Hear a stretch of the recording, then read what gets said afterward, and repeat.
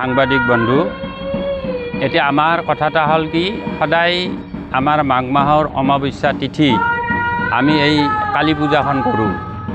আমাৰ এই কালী পূজাখনে এতিয়া 125 বছৰত ভৰি দিছে।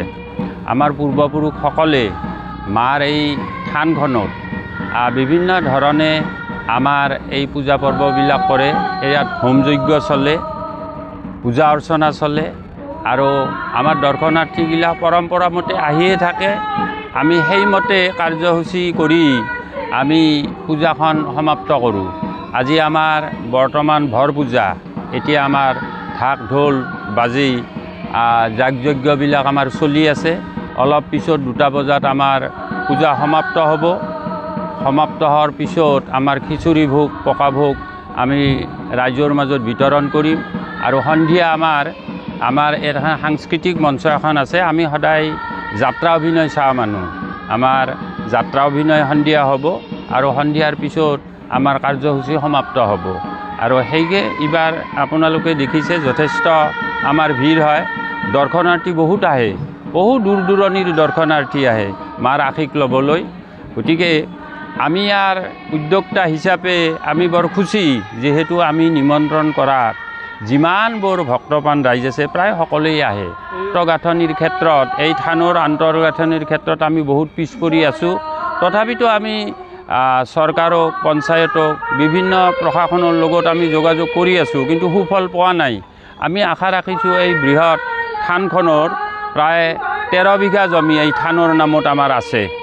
এই চাৰিওফালে ৱালটো দিব পাৰিলে আমাৰ সুৰক্ষিত হয়। তাৰ ব্যৱস্থা নিশ্চয় প্ৰশাসনে ল'ব আৰু আমিও আবেদন নিবেদন ইতিমধ্যে কৰি আছোঁ। বৰকা এটা থান আজিৰ পৰা 125 বছৰ আগতে আমাৰ অঞ্চলবাসী ৰাইজে মা কালীক ইয়াতে স্থাপিত কৰি তেতিয়াৰ পৰাই ধাৰাবাহিকভাৱে পূজা অৰ্চনা কৰি আহিছে। এবছৰো অনন্তকালৰ কাৰণে বন্ধ হোৱা নাই। এবছৰ গোটেই 125 বছৰ বন্ধ হোৱা নাই পূজা। আৰু এই অনাদি অনন্তকাললৈকে এইটো অঞ্চলৰ মানুহে নিশ্চয়কৈ মা কালীক সেৱা ভাগি কৰি থাকিব প্ৰতি বছৰে, নতুবা প্ৰয়োজনীয় সময়ত।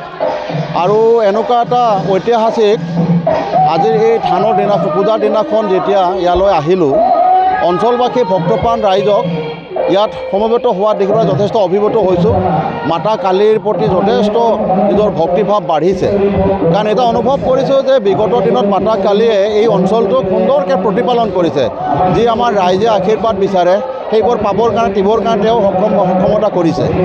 তেনেকুৱা এটা মুহূৰ্তত মই সদায় এই থানৰ প্ৰতি ভক্তিভাৱ ৰাখিম। আহি থকা দিনবিলাকতো প্ৰতি বছৰে এবাৰ ইয়ালৈ আহিমেই।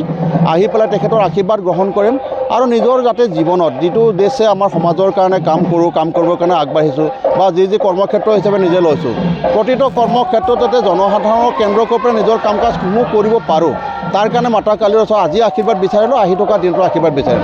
মই ইয়াত সমবেত হোৱা লাখ লাখ ভক্তপ্ৰাণ ৰাইজক মোৰ ফালৰ পৰা অশেষ শুভকামনা যাচিছোঁ আৰু ডিবিবাৰ ঔষধ তেখেতসকলৰ কাৰণে মই প্ৰাৰ্থনা কৰিছোঁ যাতে সকলোৰে মনোবাঞ্ছা পূৰণ কৰি দিয়ে আৰু এই অনাদি অনন্তকালে থাকিব, সেই আশাখিনি কৰিছোঁ।